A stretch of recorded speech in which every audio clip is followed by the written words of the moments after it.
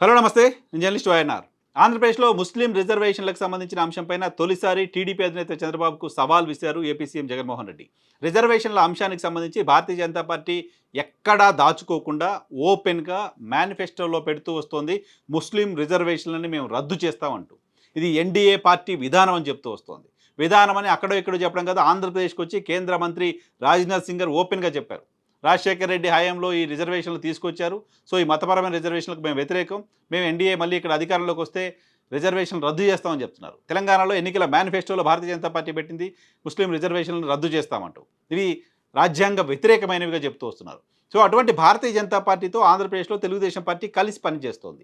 కలిసి పనిచేస్తూ ఉన్న నేపథ్యంలో చాలామంది ఆ కమ్యూనిటీకి సంబంధించిన ముస్లిం కమ్యూనిటీకి సంబంధించిన వాళ్ళలో భారతీయ జనతా పార్టీ టీడీపీ కూటమి అధికారంలోకి వస్తే ముస్లిం రిజర్వేషన్లు ఉంటాయా ఉండవా అనే ఆందోళన ఉంది. ఉండవు అని నమ్ముతున్న వాళ్ళ సంఖ్య ఎక్కువ ఉంది. ఎందుకంటే భారతీయ జనతా పార్టీ డ్రైవ్ చేస్తోంది. భారతీయ జనతా పార్టీ రిజర్వేషన్లకు వ్యతిరేకం ఉంటుంది కాబట్టి తెలుగుదేశం పార్టీ భారతీయ జనతా పార్టీకి వ్యతిరేకంగా, భారతీయ జనతా పార్టీ చెప్పిన దానికి భిన్నంగా ఇంకో విధానాన్ని తీసుకోవడానికి సంబంధించిన అవకాశం లేదు. పైగా ఈ మతపరమైన రిజర్వేషన్ల అంశం భారతీయ జనతా పార్టీ లైట్గా తీసుకునే ఇష్యూ కాదు. భారతీయ జనతా పార్టీ చాలా సీరియస్గా తీసుకునే ఇష్యూ. భారతీయ జనతా పార్టీ ఎట్టి పరిస్థితుల్లో వాటిని ఉండకూడదు అంటూ కోరుతూ వస్తుంది. సో వాటిని వ్యతిరేకిస్తూ వస్తుంది. ఈ నేపథ్యంలో ఆంధ్రప్రదేశ్లో ముస్లిం రిజర్వేషన్లు ప్రస్తుతం ప్రమాదంలో పడ్డాయి. ఆంధ్రప్రదేశ్లో ముస్లిం రిజర్వేషన్లు ప్రమాదంలో ఉన్న నేపథ్యంలో ఎన్డీఏతో చంద్రబాబు నాయుడు గారు కలిసి పనిచేస్తున్న నేపథ్యంలో ముస్లిం రిజర్వేషన్లకు ఇబ్బంది లేదు అనే విషయాన్ని చంద్రబాబు నాయుడు గారు క్లారిఫై చేయగలరా అనేది జగన్మోహన్ రెడ్డి గారు ఈరోజు నెల్లూరు నుంచి చంద్రబాబు గారికి వేసిన సవాల్. ముస్లిం రిజర్వేషన్లకు సంబంధించి చంద్రబాబు నాయుడు గారు ఎందుకు నోరు మెదపట్లేదు అంటూ అడుగుతున్నారు ఆయన. ప్రధాని నరేంద్ర మోదీ గారి సమక్షంలో, ప్రధాని నరేంద్ర మోదీ గారి సభలో ముస్లిం రిజర్వేషన్లను ఉంచి తీరుతాం, అవి ఉంటాయని ఒక మాట చంద్రబాబు నాయుడు గారు చెప్పగలరా అంటూ ఏపీ సీఎం ప్రశ్నిస్తున్నారు. So AP CM Chandrababu Naidu గారికి చేసిన సవాల్ ఇదే. బీజేపీ జాతీయ నాయకత్వం సమక్షంలో, ప్రధాని నరేంద్ర మోదీ గారి సమక్షంలో అదే డయాస్ పై నుంచి ముస్లిం రిజర్వేషన్లు ఆంధ్రప్రదేశ్లో మేము కంటిన్యూ చేస్తామని ఒక మాట చెప్పే ధైర్యం ఉందా? ఆ ధైర్యం లేకపోతే ముస్లిం రిజర్వేషన్లు ఈ రాష్ట్రంలో అమలు కావని భావించాల్సి ఉంటుంది. చంద్రబాబు నాయుడు గారు అటువంటి ధైర్యం చేయగలరా?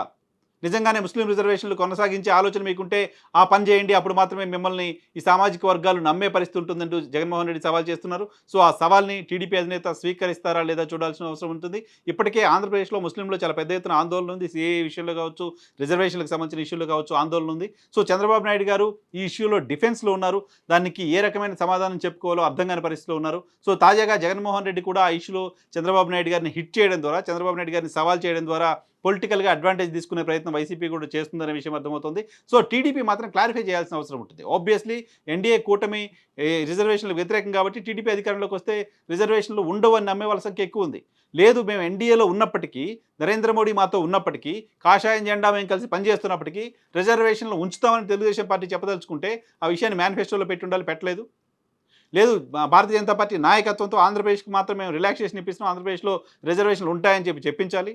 అదర్వైజ్ పార్టీకి సంబంధించిన జాతీయ నాయకత్వం సమక్షంలో రిజర్వేషన్లో మేము ఇక్కడ కంటిన్యూ చేస్తామని చెప్పాలి. సో ఇది చంద్రబాబు నాయుడు గారు చెప్పగలరా? చంద్రబాబు నాయుడు గారు ఈ సవాల్ని తీసుకుంటారా లేదా అనేది చూడాల్సిన అవసరం ఉంది. భారతీయ జనతా పార్టీ వ్యతిరేకిస్తున్న నేపథ్యంలో తెలుగుదేశం పార్టీ కూడా ఈ అంశంపైన స్పందించడం కొంత సంకటంగానే ఉంటుంది. సో ఈ సవాల్ని జగన్మోహన్ రెడ్డి గారు విసిరిన ఈ సవాల్ని టీడీపీ అధినేత ఏ రకంగా తీసుకుంటారనేది ఆసక్తి కలిగిస్తోంది.